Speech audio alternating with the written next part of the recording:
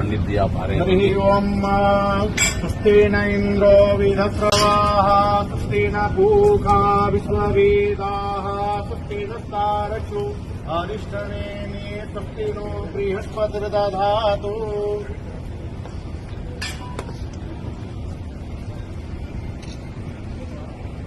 ओम यनमंदो बली राजा दानवेन्द्रो महाबलाचन्द्रपतनानि दक्षेमाचलमाचल मंगलम भगवान विष्णु मंगलम गरुड़ध्वजा मंगलम पुंडरीकाक्ष मंगलायतनो हरि सर्वबाधा विनमुक्तो धन्धान्या सुतान्विता मनुष्यो मत्प्रसादेन भयस्तीन संशयः।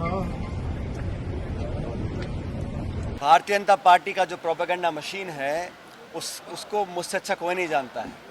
और हम जानते हैं कि प्रदेश में राजस्थान में जिन्होंने काम करे हैं, लेकिन छत्तीसगढ़ में जो सरकार बनी है, जो वादे किए थे और जो घोषणा की थी, उस पर कितना अमल हुआ हम सब जानते हैं। भाजपा का केंद्र का शासन 10 साल का हो गया है। इन 10 सालों में आज किसान, गरीब, नौजवान, हर वर्ग पीड़ित है। जो काम इन्होंने किया है सिर्फ भावनात्मक मुद्दों को प्राथमिकता देकर वोट लेने का काम अब तक करते आए हैं। भाजपा को एक्सपोज करने का काम और लोकसभा में तमाम आकलन आप लोग आ रहे हैं, उसके विपरीत परिणाम आने वाले हैं। कांग्रेस एकजुट है और कांग्रेस की एकजुटता अगर कांग्रेस के कार्यकर्ताओं जनता के बीच में पहुंच जाएगा, वो मैसेज उतना ही बहुत है हमारे लोकसभा चुनाव जीतने के लिए। नहीं, मैं बात मानता हूं विधानसभा के चुनाव जो परिणाम आए उसकी उम्मीद हमें नहीं थी। हम समझते थे कि हम दोबारा चुनाव जीत कर सरकार यहाँ पर बनाएंगे। बहरहाल चुनाव में हार जीत होती रहती है, लेकिन इस चुनाव से कांग्रेस कार्यकर्ता कोई पराजित महसूस नहीं कर रहा है, क्योंकि हार जीत राजनीति का दो पहलू होते हैं। लेकिन हम लोगों को जो सिद्धांतवाद राजनीति हमें करनी है, जो लोगों का संरक्षण हमको करना है। और छत्तीसगढ़ में मैं मानता हूं कि यहाँ पर हर गांव, हर ढाणी, हर शहर, हर कस्बे में कांग्रेस का कार्यकर्ता झंडा मौजूद है। हमें उसे एक्टिवेट करना है और समय बहुत कम है लोकसभा चुनाव के लिए, इसलिए आज से हम लोग पूरी तैयारी के साथ जुड़े हुए हैं। नई टीम हमारे पास है, बुजुर्ग अनुभवी नेता भी हैं, नौजवान नेता भी हैं, सबको मिलकर लेकर चलेंगे। और हमारी जो अग्रिम संगठन भी हैं, महिला कांग्रेस है, यूथ कांग्रेस है, सेवा दल है, NSUI है, इन सबको साथ लेकर आगे से लीड करेंगे और परिणाम कांग्रेस के पक्ष में आएंगे। छत्तीसगढ़ में आज हम सब लोग प्रदेश कार्यकारिणी की सभा में भाग लेने जा रहे हैं और 2 दिन का हमारा कार्यक्रम है।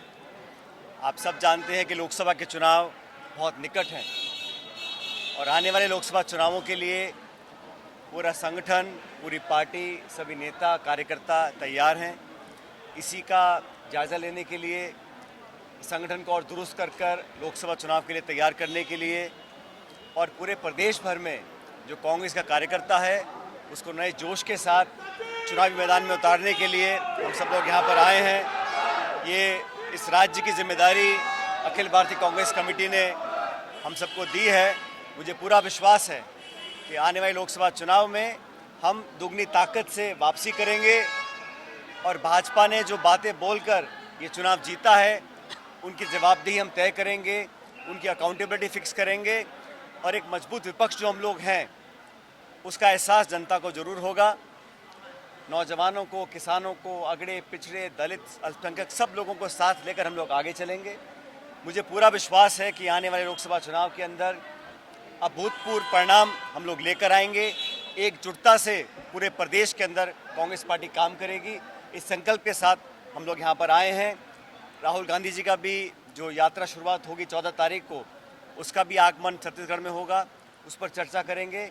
और कल प्रदेश इलेक्शन कमेटी की मीटिंग हमने रखी है, जो अलग अलग लोकसभा क्षेत्र हैं वहाँ से फीडबैक लेंगे और आने वाले उम्मीदवारों के चयन को लेकर भी हम मंथन इस दौरे पर करने वाले हैं। देखिए, जब चुनाव संपन्न होते हैं और जब हार होती है तो स्वाभाविक है कि कार्यकर्ताओं के मन में ठेस होता है।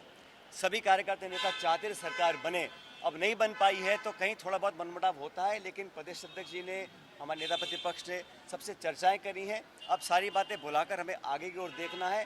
अब लक्ष्य ये है कि देश में कांग्रेस और इंडिया अलायंस कैसे मजबूत होगा। हमारा सीट का बंटवारों की चर्चा दिल्ली में चल रही है, बहुत जल्द रूपरेखा तैयार होगी और पूरा इंडिया अलायंस मजबूती से चुनाव लड़ेगा। और जहाँ जिस स्टेट में, जैसे कांग्रेस यहाँ द्विपक्षीय दल हैं, भाजपा कांग्रेस, तो हम लोग छत्तीसगढ़ में सब सीटें जीतने का कोशिश करने वाले हैं और पूरी इंडिया अलायंस एकजुटता से चुनाव लड़ेगी और 24 के चुनाव में इंडिया अलायंस सरकार बनाएगी। स्पष्ट एक स्टेटमेंट का ला गया है और मैं हमेशा इस बात को कहता आया हूँ कि राजनीति और धर्म को अलग अलग रखना चाहिए। ये बात भी सही है कि धर्म के आड़ में अगर राजनीति हो रही है उसको कोई स्वीकार नहीं करेगा। हम चर्चा करना चाहते हैं मुद्दों पर, जनता के मुद्दों के ऊपर, विकास के, आर्थिक उद्योग के, निवेश के, शिक्षा, चिकित्सा, उद्योग, रोजगार, इस पर चर्चा करने को भाजपा तैयार नहीं है। भावनात्मक मुद्दों की आड़ में राजनीतिक वोट लेना ये भाजपा की परंपरा रही है। और जहाँ तक मंदिर में जाने का सवाल है, ये आस्था का विषय है, कोई कभी भी जा सकता है।